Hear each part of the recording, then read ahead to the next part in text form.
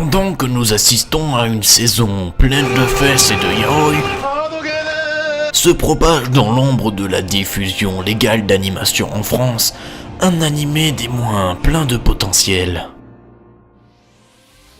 Flip Flappers est un animé dirigé par Oshiyama Kiyotaka, qui est réputé pour être kei animateur pour le second film récapitulatif d'Evangelion, ainsi que kei animateur et directeur de quelques épisodes de Space Dandy.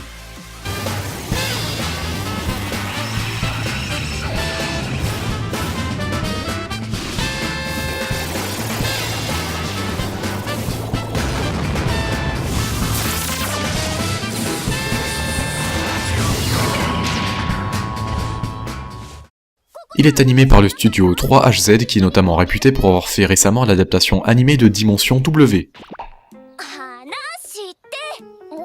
Ce qui frappe le plus quand on commence Flip Flappers, c'est avant tout son style graphique ultra coloré, reposant sur des graphismes au background simpliste afin de préférer la fluidité. Et la fluidité, on en a car chaque épisode possède leur instant Sakuga. Sakuga signifie animation de dessin en japonais. On aime employer ce terme pour parler des moments dont l'animation est ultra fluide pour rendre impressionnant des scènes d'action de manière efficace. Ce style animé revient de plus en plus sur le devant de la scène ces temps-ci, notamment avec sa réapparition avec Space Dandy en 2011, ou alors récemment avec le dernier chef-d'œuvre d'Hiroyuki Imaishi chez Triggers, ainsi que dans une autre flopée d'œuvres très intéressantes. Kiyotaka profite de cette mode pour s'exprimer dans une œuvre aussi bien farfelue visuellement que scénaristiquement, car oui, pour avoir un récit, il faut une histoire, et c'est sûrement d'ailleurs le point le plus critiqué de l'animé. Kokona est une fille simpliste qui vit une vie banale jusqu'au jour où elle rencontre Papika de la manière la plus random de tous les temps. Cette rencontre va les amener à partir pour le monde de pure illusion où elles y trouveront un mystérieux cristal appelé Shard of Mimi et qui vont les transformer en Magical Girl. Car oui, malgré les apparences, Flip Flappers est un Magical Girl, bien qu'anarchiste et cherchant à briser les règles de ce genre déjà conquis, tel que l'a fait jadis un certain Madoka Magica.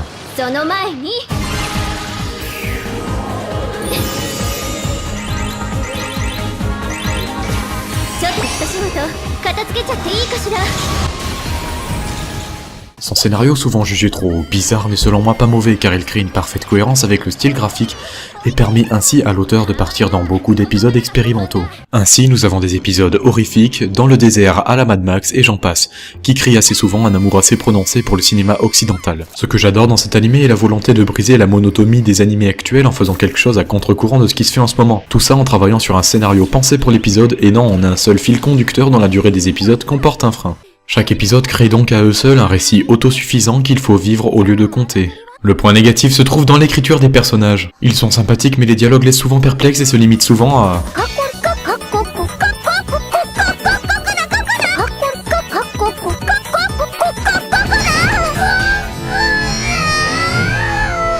On notera aussi le rapport entre les personnages sûrement un peu trop précipité et trop peu subtil, mais en faisant abstraction de cela, l'animé arrive facilement à nous mettre dans son bain. Finalement, il est sûrement mon animé préféré de la saison, de par son audace et sa créativité. Je vous le conseille fortement, malgré le licenciement légal en France de l'animé qui laisse à désirer.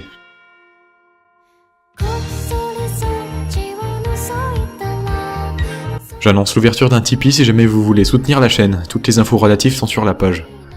Aucune obligation, et c'est d'ailleurs pour cela que c'est la dernière fois que je vous en parle vocalement à la fin d'une vidéo.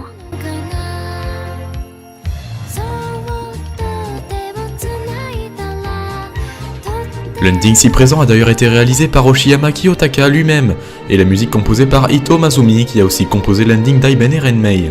Aibane Renmei, tiens, un ending qui n'est pas sans nous rappeler celui d'Evangelion, et qui a participé à un film Evangelion. Bien vu, Oshiyama Kiyotaka. De plus, le but de l'humanité dans Evangelion est d'éradiquer les anges. Or, que sont les personnages principaux dans Aibane Renmei ? Des anges. Coïncidence, je ne pense pas. Nous avons donc là le parfait harem d'ending qui nous prouve que nous faisons face à un complot reptilo-nazi Illuminati.